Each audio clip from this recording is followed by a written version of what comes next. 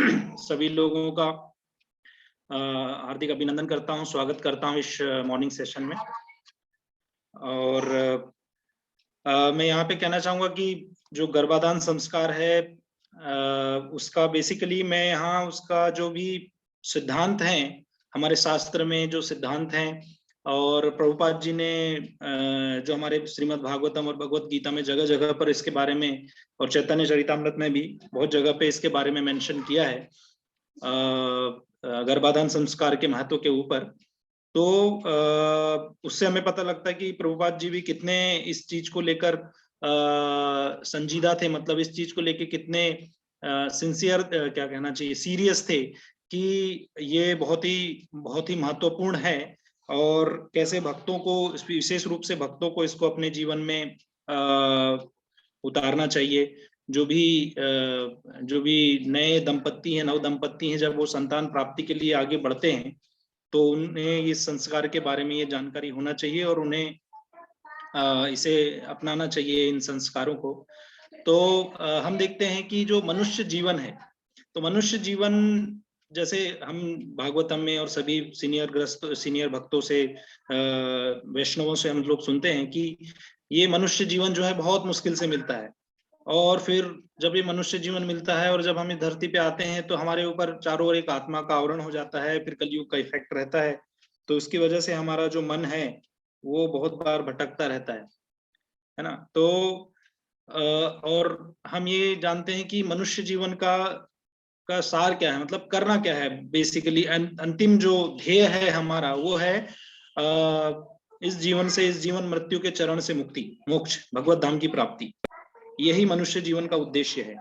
और जो व्यक्ति इस चीज को समझ जाता है एक बार, वो व्यक्ति फिर इसकी ओर अग्रसर होता है। पर अगर हम करंट जो समाज है, आज का जो समय है, इसमें देखें तो आप देखेंगे कि जो लोग हैं, मनुष्य स्पेशली आज के समय में जो लोग हैं वो पशुवत जीवन जी रहे हैं, है ना। जैसे आप बोलते हैं ना, प्रभुपाद जी बोलते हैं, हमारे गुरु महाराज बोलते हैं कि जो क्या है, आहार, निद्रा, भय और मैथुन, है ना। ये चार चीज जो है ये मनुष्य में भी है और पशुओं में भी है और मनुष्य में भी है। तो मनुष्य में क्या है, बेसिकली ये चार चीज अगर मनुष्य भी कर रहा है तो फिर पशु से क्या भिन्नता हुई उसकी। पशु में एक शक्ति नहीं है समझने की, कुछ अलग से करने की। बस वो अपना जो भोजन है या जो भी अपना भय रक्षा है, या तो अटैक करके करेगा या फिर अपने आप को बचा के करेगा। और मैथुन जो है आहार, और फिर मैथुन भी मनुष्य भी करता है, वो भी करते हैं। बट यहाँ पे क्या डिफरेंस है, यहाँ पर एक चीज का डिफरेंस आता है कि यहाँ पे संस्कार का डिफरेंस आता है ना। जानवर संस्कार नहीं, जानवरों में संस्कार नहीं होता है, जानवर संस्कार नहीं करते हैं, इंसान संस्कार करता है, मनुष्य संस्कार करता है। तो संस्कार का मतलब क्या होता है एक्चुअली, संस्कार क्या है, मीनिंग जो वर्ड है इसका, संस्कार का मतलब होता है परिमार्जन, है ना। मतलब शुद्ध करना, संस्कार मतलब शुद्ध करना।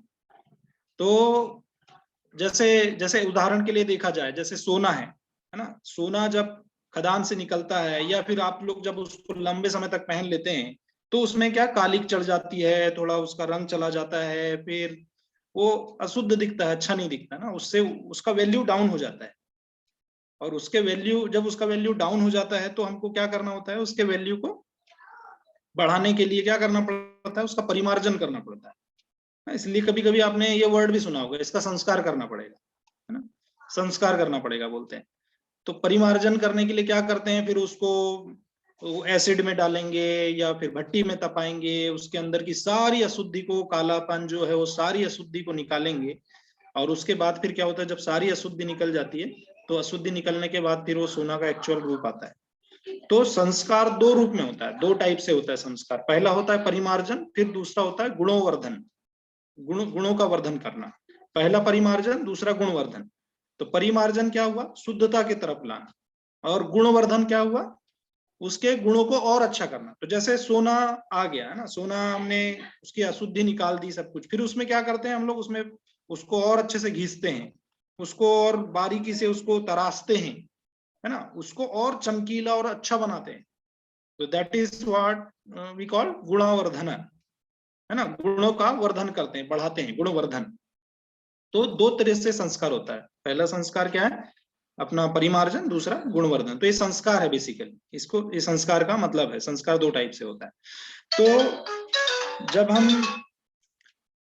मनुष्य की तरफ आते हैं तो हमारे जीवन में भी क्या होता है कि हम किसी चीज को परिमार्जित करते हैं। मतलब हम अगर कोई अच्छी संतान प्राप्ति करना चाहते हैं तो वो संतान प्राप्ति करने के लिए हमको पहले क्या करना पड़ता है, संस्कार करना पड़ता है। मतलब संतान कैसी संतान होना चाहिए, ऐसी संतान जो कि भगवत भक्ति के लिए प्रेरित हो, है ना। रूपा जी कहते हैं ना कि भाई बच्चे तो जानवर भी पैदा करते हैं, पर इंसान जो बच्चा पैदा करता है उसके प्रति उसकी रिस्पॉन्सिबिलिटी होती है। उसकी रिस्पॉन्सिबिलिटी क्या होती है कि उसको वो उचित संस्कार दे और ऐसी शिक्षा दे कि जब वो बड़ा हो तो आपके स्वयं के लिए भी वो कुछ ऐसे, जो बोलते हैं ना, तर्पण करना, सारी पिंडोदक क्रियाएं करना, वो बच्चे करते हैं अपने लिए। जब हम गुजर जाते हैं, चले जाते हैं, तो बच्चे करते हैं हमारे लिए। पर उसका उनके पास उतना नॉलेज होना चाहिए और उस चीज को करने के लिए उनका क्वालिफिकेशन होना चाहिए मन से, है ना, मन से और तन से और धन से, ऑफ कोर्स। तो उस चीज के लिए हम संतान को पढ़ाते हैं, पैदा करते हैं। तो वो संस्कार उनमें होना चाहिए। उसके लिए हमको पहले से ही परिमार्जित करके अपने आप को परिमार्जित करना चाहिए। पहले हमको परिमार्जित करते, तब जाके फिर हम बच्चे परिमार्जित और संस्कारित बच्चे हमारे पास आएंगे। अगर हमारे ही संस्कार अच्छे नहीं रहेंगे तो बच्चों के संस्कार कहाँ से अच्छे होंगे, राइट। तो बच्चों के ऊपर माता पिता के बातों का, उनके क्रियाकलापों का इफेक्ट पड़ता है। तो जो भी जीवात्मा है, जब वो एक शरीर से दूसरे शरीर में जाती है ना, ट्रांसफर होता है एक भौतिक शरीर से दूसरे भौतिक शरीर में, सो उसके ऊपर दो चीजों का इफेक्ट पड़ता है ना। जब वो जन्म लेती है तो दो चीजों का इफेक्ट पड़ता है। पहला इफेक्ट क्या है, पहला इफेक्ट है उसके पूर्व जन्म के कर्म, है ना, जिसको एक सेकंड, उसको क्या बोलते हैं, प्रारब्ध। हाँ, जिसको बोलते हैं प्रारब्ध, जो कि उन्होंने अपने पिछले जन्मों में जो कार्य किया हुआ है। और दूसरा होता है फिर उसमें वो प्रारब्ध लेके आता है, वो पिछले जन्म के कर्मों को लेके आता है और उसके हिसाब से फिर इस जन्म में उसके बहुत सारे जो भी क्रियाकलाप हैं वो उसके ऊपर इफेक्ट पड़ता है। और दूसरी चीज का इफेक्ट पड़ता है वो पिता के वीर्य का और माता के रज का। पिता के वीर्य और माता के रज से उस संतान में उनके माता पिता के गुण भी जाते हैं, वो गुण भी उसमें जाते हैं। तो इस तरह से दो चीजों से उसके ऊपर गुण जाते हैं, उसके ऊपर संस्कार पड़ते हैं, कहना चाहिए। उसकी जो वृत्ति है, उसकी अभिव्यक्ति, उसकी व्हाट वी कॉल इट, व्यक्तित्व है, व्यक्तित्व वो दो चीजों से उसका निर्मित होता है। तो इस तरह से फिर क्या होता है, उन व्यक्तित्व के आधार पर, उन गुणों के आधार पर फिर वो पुरुषार्थ करता है ना। तो पहला क्या होगा, प्रारब्ध, मतलब जो पिछले कर्म है उसके अनुसार इस जीवन, उसको ये जीवन मिला है, इस जीवन में बहुत सारे अगर कष्ट हैं या कोई अच्छी चीजें हैं मिलेंगी तो उसके प्रारब्ध के हिसाब से मिलेगी। और दूसरा चीज है पुरुषार्थ। फिर इस प्रारब्ध के साथ जब वो अपना जीवन जीता है और अपने लिए कार्य करता है और माता पिता उस बच्चे के लिए कार्य करते हैं, या माता पिता को जो संतान मिलती है वो उनके प्रारब्ध की वजह से भी मिलती है, और फिर वो उस जीवन में जो कार्य करते हैं उसको परिमार्जित करने के लिए, उसको संस्कार देने के लिए, वो उसको हम पुरुषार्थ बोलते हैं, है ना। तो व्यक्ति को पुरुषार्थी होना चाहिए, बोलते हैं ना, बहुत बार आपने सुना होगा, पुरुषार्थ बहुत महत्वपूर्ण है। तो जब हम हमारे क्रियाकलापों के द्वारा एक नए क्या कहते हैं, हमारे आगे के लिए जो रास्ता का निर्माण करते हैं वो पुरुषार्थ कहलाता है। तो आप लोगों ने देखा होगा भगवत गीता के 4थे अध्याय में 17वें श्लोक में, एक 17वें श्लोक है, उसमें क्या बोलते हैं भगवान, कर्मणो हापि बोधव्यम बोधव्यम च विकर्मण अकर्मणश्च बोधव्यम गहनो कर्मणा गति। जो कर्म है उनकी गति बहुत ही जटिल है, उसको समझ नहीं सकते हैं हम लोग। हम उसकी, क्योंकि वो कर्म जो है, वो कर्म हमारे पिछले कर्म, इतने जन्मों से हम लोग भटक रहे हैं, पुरुष में, फिर कभी स्त्री में, या फिर किसी जानवर में, कीट पतंगे में, इतने जन्मों का हमारे ऊपर संस्कार आए हैं, वही हमारे कर्म का निर्धारण करते हैं। उसके बेसिस पे ही हमने कर्म किए हैं और उन कर्मों की वजह से फिर हम जो हमारे ऊपर इंप्रेशंस पड़े हैं, जो संस्कार पड़े हैं, फिर उसके हिसाब से हम लोग पुरुषार्थ कर रहे हैं। तो इसी तरह से ये जो संस्कार की जो जो जटिलता है, जो कर्मों की जो जटिलता है, उसको उसको उसको समझ पाना बहुत डिफिकल्ट है, वो इतना आसान नहीं है। तो इसलिए भगवान कहते हैं उसके बारे में मत सोचो, अब आगे क्या करना है वो मैं तुम्हें बता रहा हूँ, उसके हिसाब से तो आगे बढ़ते हैं। तो मनुष्य जीवन में कैसे रहना चाहिए, कैसे चलना चाहिए, किस तरह से लोगों के साथ हमारा आदान प्रदान होना चाहिए, कैसे हम जो कार्य करते हैं उनका परिमार्जन होना चाहिए। इसलिए यहाँ पर सबसे इम्पोर्टेंट चीज है जो कि इस भौतिक जगत को, जिसको हम बोलते हैं मैथुन आगार है, यहाँ पे सबसे इम्पोर्टेंट चीज, सारा जीवन जो सृष्टि है वो ये यूनियन की वजह से है ना। इस सृष्टि एक यूनियन की वजह से है, पुरुष और स्त्री के यूनियन की वजह से, और वो यूनियन की वजह से इस सृष्टि आगे चल रही है, जो संतान उत्पत्ति हो रही है उसकी वजह से चल रही है। और तो उसके लिए भगवान ने यहाँ पे या शास्त्रों ने यहाँ पे बहुत अच्छे से एक व्यवस्था बनाई है, जिसको संस्कार कहते हैं या गर्भाधान संस्कार बोलते हैं, है ना। तो गर्भाधान संस्कार के ऊपर अब हम डिटेल में चर्चा करते हैं। ऐसे अगर हम संस्कार के बारे में बात करें तो 16 प्रकार के संस्कार होते हैं। वैसे तो 48 के बारे में बोलता है, पर मुख्य रूप से एक ऋषि हैं, उन्होंने मैं भूल गया उनका नाम, उन्होंने 16 संस्कारों के बारे में बताया है। तो ये 16 संस्कार होते हैं। सबसे पहले संस्कार जो स्टार्ट होता है वो गर्भाधान, दूसरा होता है पुंसवन, तीसरा होता है सीमंतनयन, चौथा जात कर्म, फिर नामकरण, फिर निष्क्रमण या सूर्यपासन, अन्नप्राशन, मुंडन, कर्णवेदन, विद्यारंभ, उपनयन, वेदारंभ, केशांत, संवर्तन, विवाह और अंत्येष्टि। अंत्येष्टि जो होता है वो अंतिम होता है। तो अब हम यहाँ पे मुख्य रूप से हमको गर्भाधान संस्कार के ऊपर चर्चा करेंगे। और गर्भाधान संस्कार सबसे महत्वपूर्ण है क्योंकि इसमें एक नया जीवन आता है इस धरती पर, उसके जो कर्म है या उसका जो प्रारब्ध है और उसका जो पुरुषार्थ है वो उस गर्भाधान संस्कार से बहुत प्रभावित रहता है। तो गर्भ आधान का मतलब होता है गर्भाधान दो चीजों से मिलकर बना हुआ है, गर्भ और आधान।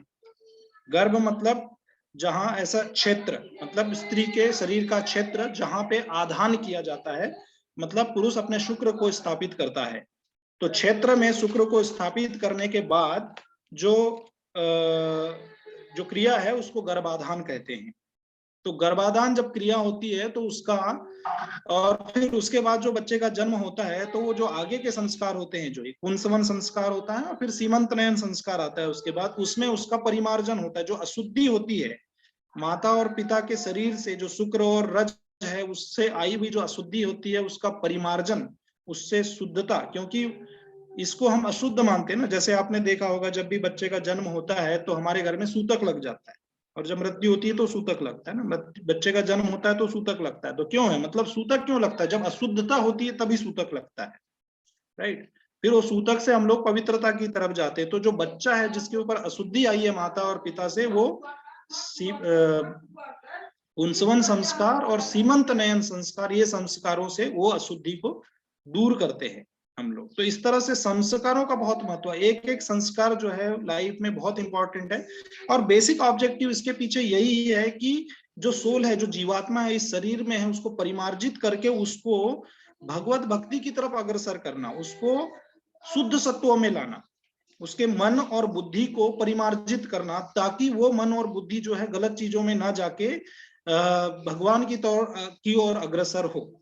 तो इस तरह से, इस वजह से ये संस्कार किए जाते हैं, सारे संस्कार किए जाते हैं। बट आप करंट सिचुएशन देखें तो करंट सिचुएशन में जो बच्चे का जन्म है वो जस्ट फॉर द प्लेजर है।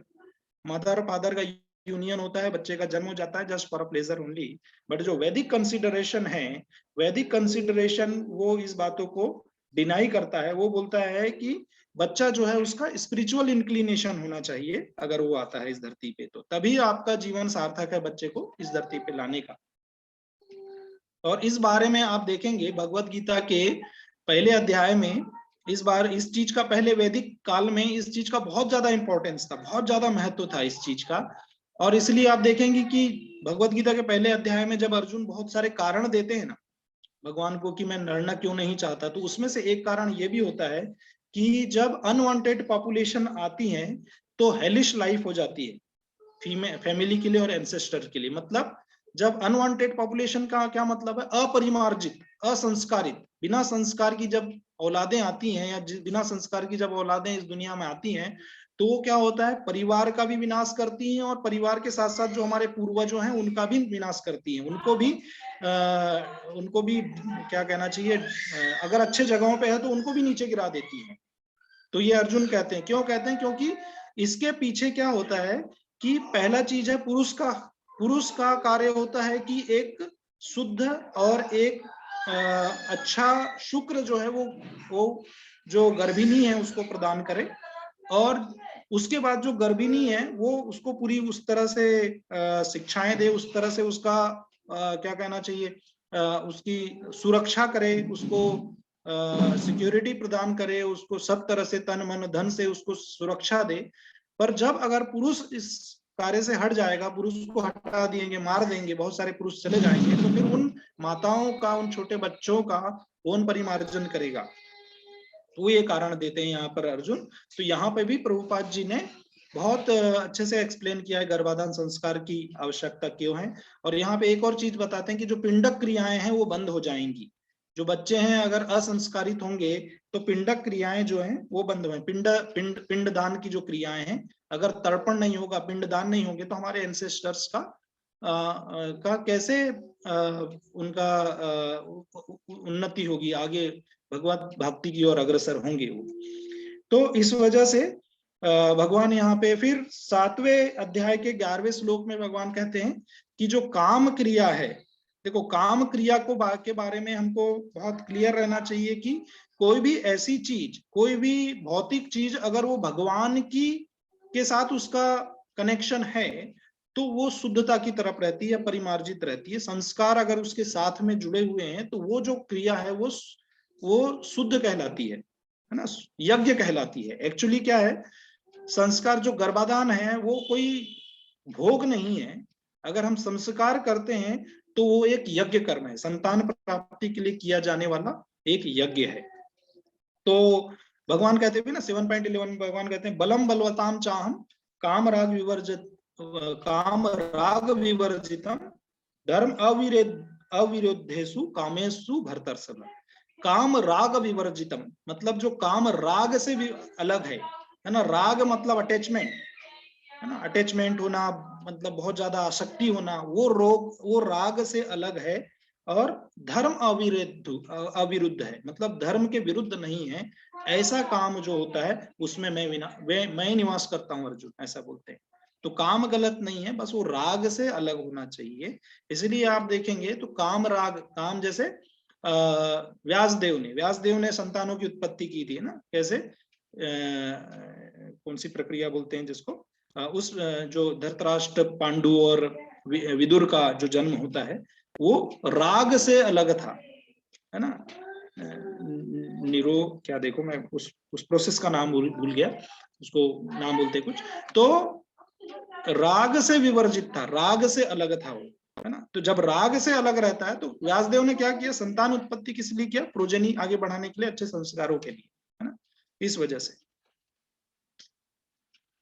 और हाँ, फिर बाद में भगवान और ये जो वैदिक शास्त्र हैं उसमें ये भी बोलते हैं, संस्कारों के महत्व को दर्शाते हुए ये बोलते हैं कि कोई भी व्यक्ति जो है उसका जो जन्म होता है वो एज अ शूद्र होता है। जन्मना जायते शूद्रा संस्कारात भवेत द्विजा, मतलब जन्म से हर व्यक्ति शूद्र होता है, पर जब उसका परिमार्जन होता है, जब उसको संस्कार मिलते हैं, संस्कार दिए जाते हैं, तो द्विज होता है। द्विज मतलब ब्राह्मण, है ना, तब द्विज होता है। तो संस्कारों के बारे में 3 जो मुख्य रूप से जो जैसे हमारे 4 वर्णाश्रम में है, ब्राह्मण, क्षत्रिय, वैश्य और शूद्र। तो ब्राह्मण, क्षत्रिय और वैश्य के लिए संस्कार करना अनिवार्य है, शूद्र के लिए नहीं है, क्योंकि शूद्र में वो समझ ही नहीं है। तो यहाँ एक दृष्टि से देखा जा सकता है कि प्रभुपाद जी कहते हैं कि संस्कार कौन नहीं करता, शूद्र नहीं करते हैं। तो अगर आज हम देखें, आज का समय जो है उसमें हर व्यक्ति शूद्र है। क्यों? क्योंकि संस्कार से नहीं आ रहे हैं ना संतानें। मैक्सिमम लोग, मतलब आप जितने भी देखें चारों तरफ, कौन संस्कार करता है? आपने देखा, रेयरली कोई लोग ही संस्कार करते हैं। रेयरेस्ट। अभी हम इस्कॉन में आ गए, हमको पता लगा, नहीं तो इस्कॉन में नहीं रहते तो हम भी ऐसे ही चलते ना, हमको भी नहीं पता रहता क्या होता है, क्या चीजें होती हैं चीजें। तो संस्कृति से हम लोग बहुत दूर चले गए हैं, हमारी भारतीय संस्कृति से, विशेष रूप से जो हिंदू जनसंख्या है, हिंदू लोग हैं, वो हमारे चीजों से बहुत दूर चले गए हैं। इसीलिए गौरांग प्रभु बहुत अच्छे से कमेंट करते हुए बोलते हैं कि क्रिश्चियन क्या करता है, बाइबल पढ़ता है, मुस्लिम क्या करता है, कुरान पढ़ता है, नमाज अदा करता है, और हिंदू क्या करता है, अखबार पढ़ता है ना। डेली क्या करता है हिंदू, अखबार पढ़ता है, शास्त्र नहीं पढ़ता है। और इस वजह से क्या है कि हम लोग का अधोगति हो गई है। अब आप देखेंगे ना डेली, आप आपके चारों ओर देखिए, क्रिश्चियन एवरीडे। मैं एक, जब मैं कॉलेज में था तो मेरे साथ में एक मुस्लिम लड़का रहता था, एवरीडे ही यूज्ड टू रीड कुरान, हम लोग साथ में एक रूम में रहते थे। और क्रिश्चियन भी एवरी सैटरडे या संडे उनका जो प्रेयर डे होता है, Friday, I don't know exactly, उसमें जाते हैं। एवरीडे उन लोग भी कुरान, बाइबल पढ़ते हैं। और अभी रिसेंट सर्वे में देखा गया कि सबसे ज्यादा रिलीजियस यूथ कौन से इसके होते हैं, धर्म के होते हैं। सबसे ज्यादा रिलीजियस यूथ जो है वो सिख समाज के हैं। तो सबसे ज्यादा बुरी हालत किसकी है, हिंदुओं की है, क्योंकि यहाँ सब शूद्र हो चुके हैं। तो परिमार्जन करना बहुत ज्यादा जरूरी है।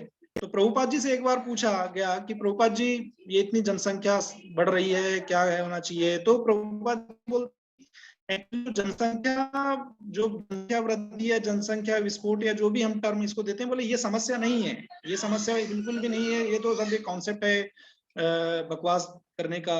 बच्चे आप जितने भी पैदा करो, कोई प्रॉब्लम नहीं है।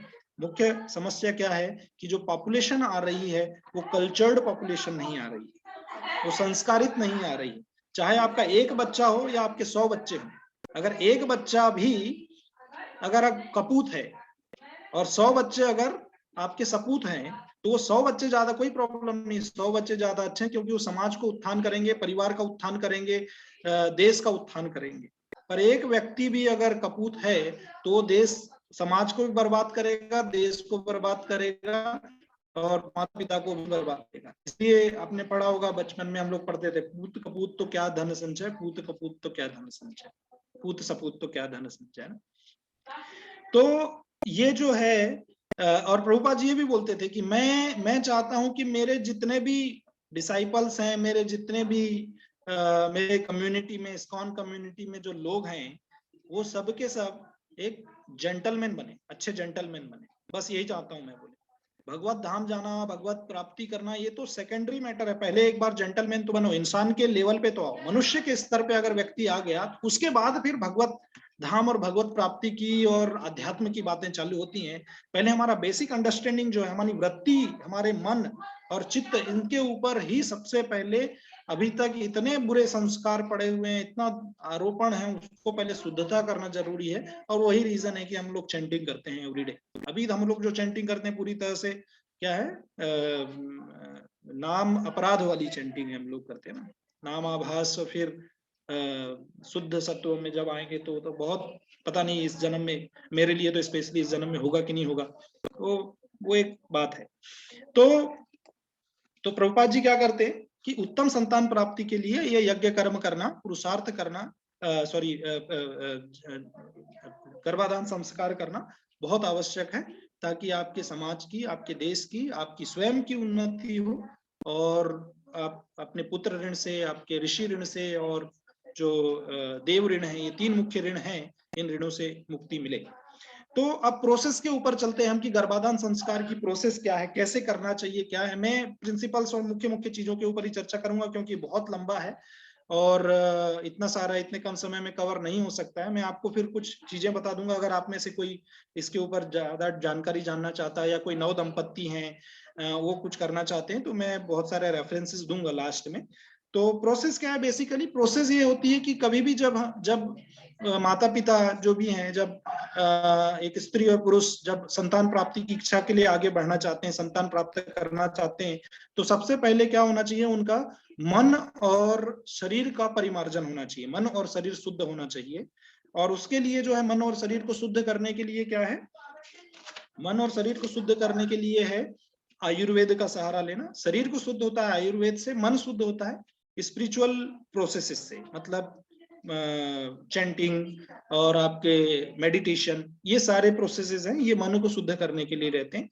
इससे क्या होता है कि जब विचार अच्छे होना चाहिए, पति पत्नी दोनों के विचार बहुत शुद्ध होना चाहिए, अच्छे होना चाहिए, जब संतान प्राप्ति के बारे में इच्छा करते हैं या करना चाहते हैं। और एक निश्चल मन रहना चाहिए, पावन और निश्चल मन रहना चाहिए, छल कपट वाला मन नहीं रहना चाहिए। अगर मन में छल कपट भरा है और वो छल कपट से आप यूनियन करते हैं तो बच्चा भी छल कपटी ही पैदा होगा, और आपके संतान को, आपके परिवार को एक कपटी बच्ची या बच्चा पैदा होगा। और तीसरी सबसे इंपॉर्टेंट चीज है तपस्या। कि तपस्या करना बहुत आवश्यक है। मैं यहाँ पे कुछ उदाहरण दूंगा वैदिक काल में किन लोगों ने कैसे किए थे, तपस्या किए थे।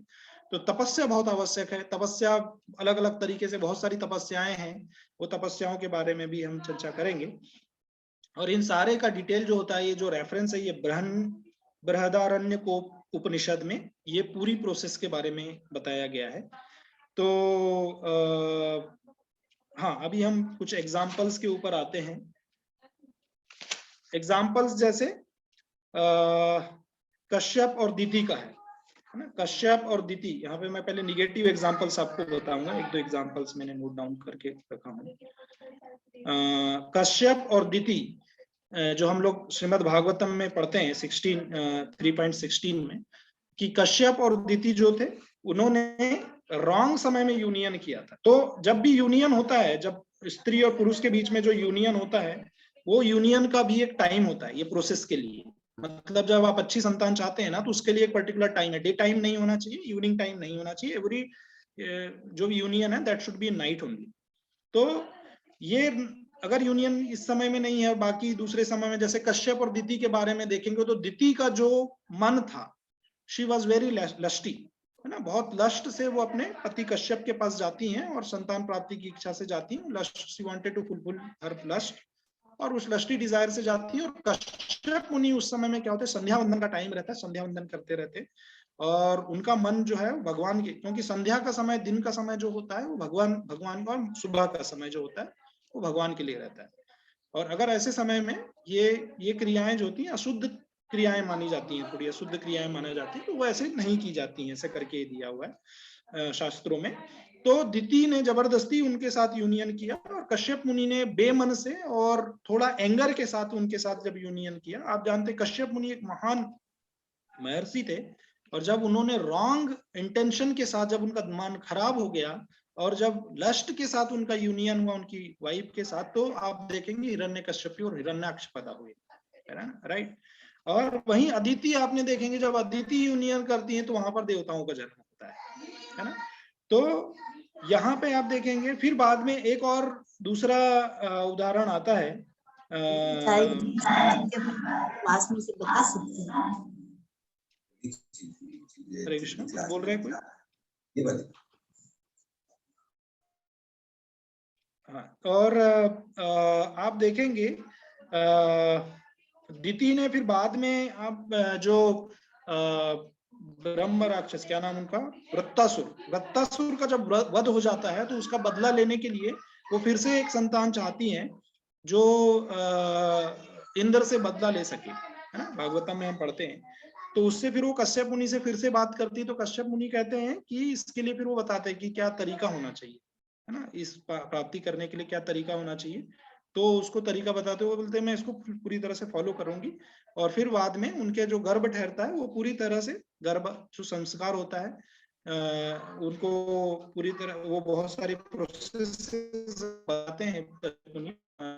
ऑस्टेरिटी परफॉर्म करना, खुद भी ऑस्टेरिटी परफॉर्म करते हैं। उसके बाद जो गर्भ धारण होता है, तो वो गर्भ धारण को आप देखेंगे जब इंद्र थे, क्योंकि उसमें उनको जो दिति होती हैं वो डेली भगवान से प्रार्थना करते हैं कि मेरी संतान ऐसी हो, मेरी संतान की आप रक्षा करें, उसमें गुण और धन करें, अच्छा करें, ऐसा करके वो डेली प्रेयर्स करते रहती हैं। पुंसवन व्रत के अंदर आता है ये, पुंसवन व्रत के बारे में बताऊंगा आपको लास्ट में। तो वो करती है तो भगवान का उसको आशीर्वाद प्राप्त होता है। जैसे परीक्षित महाराज को भगवान ने, परीक्षित महाराज का भगवान कैसे उनको सेफ्टी प्रदान करते हैं ना, जब अश्वत्थामा वो ब्रह्मास्त्र छोड़ देता है, तो उसी तरह से उनके गर्भ में भी भगवान उनको सेफ्टी प्रदान करते हैं। तो इंद्र क्या होता है, उनको मालूम होता है कि ये मुझे मारने के लिए आया हुआ है, तो वो उनके गर्भ में जाके उसको काट देता है ना। ने भागवत में सुना होगा, बहुत सारे हिस्सों में काट देता है, तो वहां से फिर पर वो मरते नहीं है, कोई खत्म नहीं होता है, क्योंकि उनको भगवान की सुरक्षा प्रदान होती है, और फिर वहां से मरुत पैदा होते हैं, और आप देखेंगे मरुत कितने बड़े भक्त हैं भगवान के, है ना। तो एक ये उदाहरण है। उसके बाद देवहूति और जो कपिल देव आते हैं देवहूति के गर्भ में, तो करदम मुनि और देवहूति इन्होंने कितनी तपस्याएं की थी। करदम मुनि ने तपस्याएं की थी और भगवान से प्रार्थना करते थे ना, देवहूति भगवान से प्रार्थना करती थी, करदम मुनि ने भगवान से प्रार्थना करती, भगवान, उन्होंने तपस्याएं की थी। जब भगवान आते हैं और फिर उनको दर्शन देते हैं तो वो क्या मांगते हैं कि आप मेरे पुत्र के रूप में आओ। तो इस तरह से कपिल मुनि का जन्म होता है। उसके बाद आप देखेंगे विदुर का जन्म है। विदुर का जन्म आप देखेंगे जो नियोग पद्धति, अभी याद आया मुझे कि व्यास देव आते हैं, अंबालिका से यूनियन होता है उनको, क्योंकि नियोग उस समय में जो वंश को चलाने के लिए, संतान, राज्य को चलाने के लिए संतान की आवश्यकता होती है, तो जो उनकी माता है व्यास देव की, वो उन्हें क्या नाम उनका, आई फॉरगॉट हर नेम, तो वो उन्हें बुलाती हैं, शांतनु की पत्नी, वो उन्हें बुलाती हैं, तो फिर वो आते हैं, व्यासदेव आते हैं, और व्यासदेव आते अम्बा और अंबालिका से यूनियन करते हैं। तो अम्बा और अंबालिका का जो भाव होता है उस समय में यूनियन के समय, क्योंकि व्यासदेव कोई ऐसे बहुत सुंदर, अट्रैक्टिव और कैसे हैंडसम कोई मॉडल नहीं थे, है ना, वो एक ऋषि थे। और ऋषि क्या होता है, ऋषि बाहरी अपीयरेंस पे ध्यान नहीं देता है, वो अंदर के अपीयरेंस पे ध्यान देता है, मन और आत्मा की शुद्धि के ऊपर ध्यान देता है। तो जब वो आते हैं तो वो डर जाते हैं उनका वेश देख के, वैसा देख के, तो एक आंख बंद कर देती है अम्बा, तो उनकी वजह से धृतराष्ट्र पैदा होते हैं उस समय में, और दूसरे पेल हो जाती हैं, वो डर जाती हैं, तो उनकी वजह से जो पांडु हैं, पांडु रंग के पैदा होते हैं, इसलिए उनका नाम पांडु रखा गया था, तो पांडु है। और तीसरी वहीं पे जो विदुर की माता है, क्योंकि फिर तीसरी बार फिर जब पता लगता है इनकी माता को, देखो आई फॉरगॉट हर नेम, तो वो बोलती है नहीं, फिर से अच्छी संतान चाहिए राज्य को चलाने के लिए, तो वो बोलते हैं फिर से एक बार यूनियन करो। तो फिर वो क्या होती है, वो दोनों डरी हुई होती हैं, तो फिर वो दासी को भेज देती है ना। तो दासी को भेज देती है, तो दासी जो थी वो बहुत बड़ी भक्त थी, भगवत भक्त थी, और वो जानती थी कि व्यासदेव क्या है, व्यासदेव की क्या पोटेंशियल है, व्यासदेव कितने मतलब स्वयं भगवान ही है, कह सकते हैं भगवान की सत्तावेश अवतार है। तो जब वो उस मूड से उनके साथ यूनियन करती हैं तो विदुर पैदा होते हैं। और आप जानते हैं कि विदुर कैसे थे। विदुर स्वयं यमराज थे, मतलब स्वयं धर्म उनके घर में जन्म लेता है, धर्म उनके घर में उनके गर्भ से जन्म लेता है।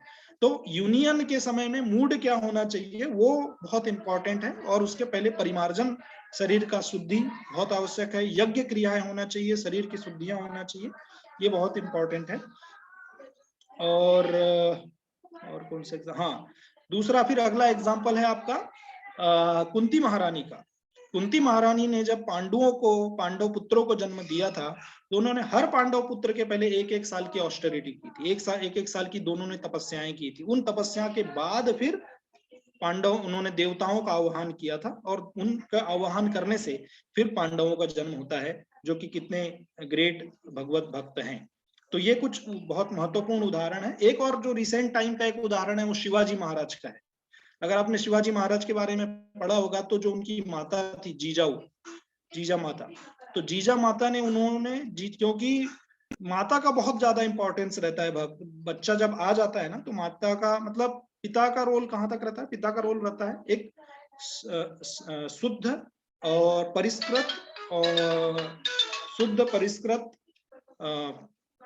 शुक्र प्रदान करने के लिए। और जब गर्भ हो जाता है, और गर्भ के बाद से उसके बड़े होने तक, बच्चे के उसके कौमार अवस्था तक, माता का सबसे ज्यादा 90% कह सकता हूं मैं, या 75% कहना चाहिए, 75 to 90% माता का रोल रहता है उसको परिष्कृत करने के लिए, उसको शुद्ध करने के लिए, उसको संस्कारित करने के लिए। तो जीजाऊ जो थी वो शिवाजी महाराज को डेली शास्त्रों की शिक्षा देती थी, और डेली वो क्या मतलब भगवान राम के बारे में, कृष्ण के बारे में सारी उनको कथाएं सुनाती थी, क्योंकि मोस्ट ऑफ द टाइम्स जो उनके पिता थे शिवाजी महाराज के, वो युद्ध के लिए बाहर रहा करते थे। तो ऐसे कंडीशन में क्या होता था कि वही उनको संस्कार देती थी। और आप देखेंगे शिवाजी महाराज कितने महान धार्मिक शासक हुए हैं, कितने महान वैष्णव हुए हैं जिन्होंने इस देश पे राज किया। अनफॉर्चुनेटली हमको हिस्ट्री में ये सब चीजें नहीं पढ़ाई गई है, हमारी हिस्ट्री बहुत ही टॉर्मेंट, क्या कहना चाहिए, बर्बाद हिस्ट्री है। हम लोगों को मुगल और ये बकवास लोगों के बारे में पढ़ाया जाता है, बट एक्चुअली हम लोगों को महाराणा प्रताप, इन लोगों के बारे में पढ़ना चाहिए। और माताओं को विशेष रूप से जो गर्भिणी हैं उन लोगों को इनकी स्टोरीज के बारे में पढ़ना चाहिए। तो जो 9 मंथ का समय होता है उसमें विशेष रूप से माताओं के लिए बहुत ही महत्वपूर्ण समय होता है। उन्हें भागवत का, भागवतम का अध्ययन करना, चैंटिंग करना, और जो महान शासक हुए जैसे शिवाजी महाराज हुए, महाराणा प्रताप हुए, ऐसे लोगों के बारे में उनको अध्ययन करना चाहिए और उनकी जो स्टोरीज है पढ़ना चाहिए। और विशेष रूप से जो 7वां महीना है, 7वां महीने में क्या होता है, जो बच्चा होता है उसके ईयर्स डेवलप हो जाते हैं और उस समय में वो सुनता है। तो गर्भ संस्कार का विशेष महत्व है, क्या बोलते हैं, गर्भ संवाद का विशेष महत्व है उस समय में, कि गर्भ संवाद करना चाहिए माता को, उसको कहानियां सुनानी चाहिए बच्चे को। और ये इसका उदाहरण हमने कहाँ पे देखा हुआ है, महाभारत में देखा हुआ है, जब अर्जुन सुनाते हैं क्या, चक्रव्यूह के बारे में बताते हैं ना, तो जब वो सो जाती हैं, मतलब चक्रव्यूह तोड़ने के बारे में, पर बाहर निकलने के बारे में वो नहीं बताते रहते, बट तब तक वो सो चुकी होती है सुभद्रा, तो उतना वो सुन चुका होता है और वो सीख चुका होता है। तो दिस इज वेरी इंपॉर्टेंट। उस समय में हम लोगों को अच्छे संगीत सुनना, कीर्तन सुनना, चैंटिंग करना, शास्त्र पढ़ना, जोर जोर से पढ़ना ताकि उसको आवाज जाए, है ना। तो ये सारी क्रियाएं करना चाहिए। और भगवान बोलते हैं कि जो क्वालिटीज हैं माता और पिता में, जब बच्चा को करने जा रहे हैं, अरे थोड़ा आवाज कम करो, आवाज कम करो बेटा, बेटी आवाज नहीं करना। तो भगवान बताते हैं, प्रभुपाद जी इस गुणों 10 इन गुणों के बारे में बताते हैं, जो कि भगवत गीता के 16वें अध्याय के फर्स्ट श्लोक से 3rd श्लोक में मेंशन किया हुआ है ना। जो क्वालिटीज हैं, कौन सी क्वालिटीज होना चाहिए एक अच्छे व्यक्ति में, एक भगवत भक्त में, जो आगे भक्ति की ओर अग्रसर हो सकता है, जैसे कि फियरलेसनेस, प्यूरिफिकेशन, चैस्टिटी, खुद में आत्म संयम रहना चाहिए, शुद्ध रहना चाहिए, शुद्धता रहना चाहिए, उसमें शुद्ध सत्व रहना चाहिए, शुद्धता के लिए उनको यज्ञ करना चाहिए। उसके बाद वेद की स्टडी करना चाहिए, वेद शास्त्र का अध्ययन करना चाहिए, सिंप्लिसिटी रहना चाहिए, मन में कुटिलता नहीं रहना चाहिए, नॉन वायलेंस, है ना, सत्यता। उसके बाद गुस्से से दूर रहना चाहिए और ट्रैंक्विलिटी रहना चाहिए, एवर्जन ऑफ फॉल्ट फाइंडिंग, दूसरों की गलती निकालने से दूर रहना चाहिए, और दया। इस तरह की जो बहुत सारे गुण है भगवान जो 16वें अध्याय में मेंशन करते हैं, 1 से 1 to 3 श्लोक में, वो सारे जो गुण हैं वो अच्छी संतान में, एक माता पिता में रहना चाहिए, तब संतान का उत्पत्ति के लिए उनको आगे रहना चाहिए। और मैथुन जो है वो ऋतुकाल में होना चाहिए, जब अंडक जो होता है वो ऋतुकाल आने वाला होता है, उस समय में उसके होना चाहिए।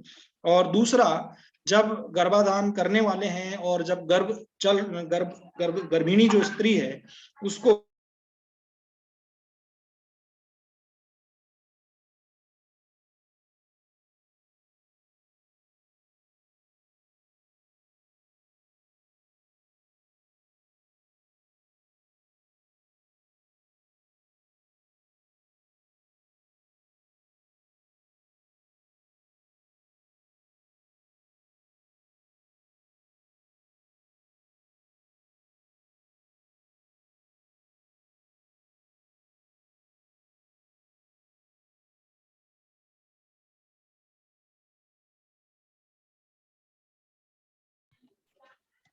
Yes, Prabhuji, we can hear.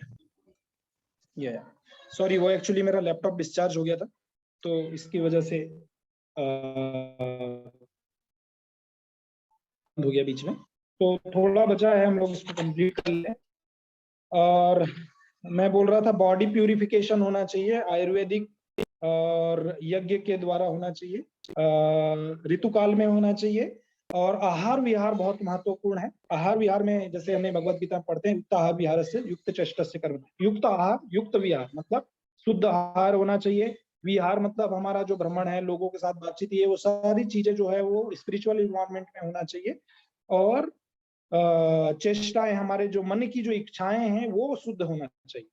जब ये सारी चीजें परिमार्जित रहेंगी, शुद्ध रहेंगी, तो संतान के ऊपर उसी तरह के संस्कारों का आरोपण होगा। और प्रभुपाद जी तो ये भी बोलते हैं, रिकमेंड करते हैं, प्रभुपाद जी कहते हैं कि 50 राउंड्स एटलीस्ट करना चाहिए आपको यूनियन के पहले। और इसके अलावा भागवतम 6वें कैंटो में आई थिंक 16वें या 19वें चैप्टर में पुंसवन व्रत के बारे में बताया गया है। ये पुंसवन व्रत जो है ये अदिति ने किया था, और ये पुंसवन व्रत करने के बाद उनको वामन देव की प्राप्ति हुई थी। तो पुंसवन व्रत का पूरा प्रोसेस है, उसमें कैसे आवाहन करना चाहिए भगवान का, कैसे पूजन करना चाहिए प्रतिदिन, और यज्ञ कैसे करना चाहिए, कौन से मंत्रों का उच्चारण करना चाहिए, क्या आहुतियां देना चाहिए, किस तरह का मन होना चाहिए हमारा, उसके सारे के बारे में जानकारी पुंसवन व्रत में दी हुई है। और मेरे जानकारी में अभी एक डिवोटी हैं जो 1 साल हुए लास्ट ईयर, उन्होंने अभी वो गर्भाधान की ओर अग्रसर हो रहे हैं, तो अभी वो पुंसवन व्रत कर रहे हैं। पुंसवन व्रत के बाद फिर वो गर्भाधान करेंगे अच्छी संतान प्राप्ति के लिए। और पुंसवन जस्ट अच्छी संतान के लिए नहीं, बट अच्छे पति को प्राप्ति करने के लिए कुमारी जो युवतियां हैं वो कर सकती हैं। और भी बहुत सारे कारण हैं, भगवान को प्रसन्न करके कुछ अच्छा योग्य वर प्राप्त करना है, अच्छी संतान प्राप्त करना है, या भौतिक आध्यात्मिक जीवन में आगे बढ़ना है, उसके लिए भी पुंसवन व्रत किया जाता है। बहुत अच्छा व्रत है। तो इस तरह से ये बहुत सारी क्रियाएं हैं जिसके माध्यम से हम लोग अच्छी संतानें प्राप्त कर सकते हैं। I think time is over, कम आई थिंक 15 बोलना था, तो मिनट एक्सटेंड हो गया। तो I think we can take some questions if you have, और then we can close up this. I hope सब लोगों को properly communicate हुआ होगा what I wanted to communicate from the shastras. और बहुत बहुत धन्यवाद आप लोगों ने मुझे ये मौका दिया। मैंने जो रेफरेंसेस हैं, एक बुक आती हैं, मैं भूल गया, एक डिवोटी हैं उन्होंने लिखी, बहुत अच्छे से लिखी हुई हैं, डिटेल में, एस्कॉन के ही हैं उन्होंने, उसमें से लिया हूँ कुछ। और एक ये गीता प्रेस गोरखपुर की एक बुक आती है संस्कार प्रकाश, इसमें सारे जो संस्कार हैं 16 संस्कारों के बारे में, उनकी प्रयोग विधि, उनका इंपॉर्टेंस, ये सारा इसमें दिया हुआ है। एक ये रेफर किया हुआ है प्रभुपाद जी के भागवतम में, जहां जहां उन्होंने इस बारे में मेंशन किया हुआ, मैंने थोड़ा वहां से लिया है रेफरेंस। ये आपको ये जानकारी जो है पहुंचाने के लिए शास्त्रों से। और बहुत बहुत धन्यवाद आप लोगों ने मुझे ये अच्छा कार्य करने के लिए मौका दिया। If any questions are there, please let me know.